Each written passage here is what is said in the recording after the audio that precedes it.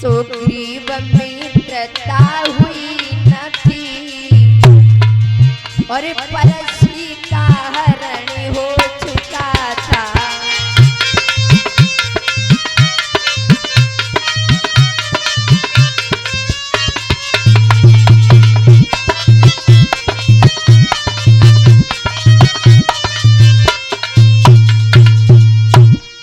जो भगवान पुरुषोत्तम श्री राम थे उन्हें 14 वर्ष का वनवास हो चुका था और जो महाराज दशरथ थे जब राम 14 वर्ष का वनवास व्यतीत करने के लिए जिस समय चले, दशरथ जी ने देखा कि राम वन के लिए जा रहे हैं। दशरथ जी ने अपने प्राणों को छोड़ दिया।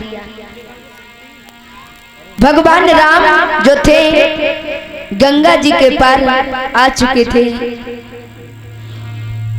और जो दशकंदर था लंकापति रावण, उसने सीता माता का अपहरण कर लिया था, हरण कर लिया था। प्रभु राम से अवतारी लक्ष्मण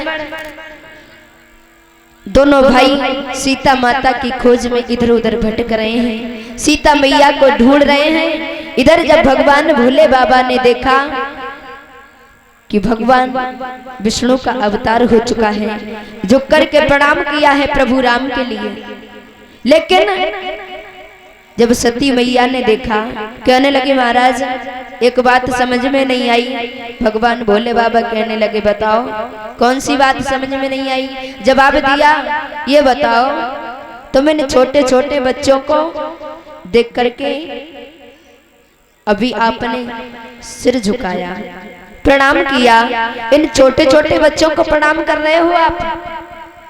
भगवान भोले बाबा कहने लगे सती जी तुम्हें नहीं मालूम ये छोटे छोटे बच्चे नहीं हैं, फिर कौन है? जवाब दिया ये भगवान विष्णु के अवतारी हैं राम। और ये जो राम जी के पीछे पीछे चल रहे हैं लक्ष्मण जी, ये शेष अवतारी हैं लक्ष्मण जी।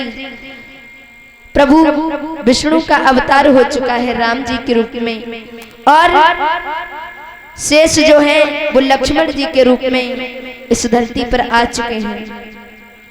इनकी जो प्राण प्यारी पत्नी है राम जी की, उनका दशकंदर ने लंकापति रावण ने अपहरण कर लिया है और ये उनकी तलाश में इधर उधर घूम रहे हैं।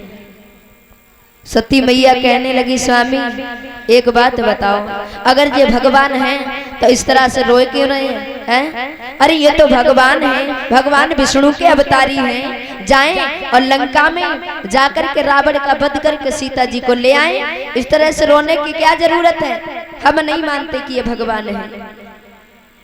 भगवान भोले बाबा कहने लगे सती जी कैसी बातें कर रही हो? हम सही कर रही हूँ। फिर कैसे मानोगी कि ये भगवान है? मैं ऐसे ना मानूंगी।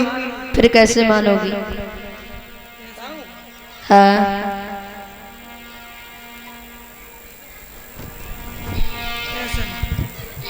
अब मुंह ढंग के बताओ।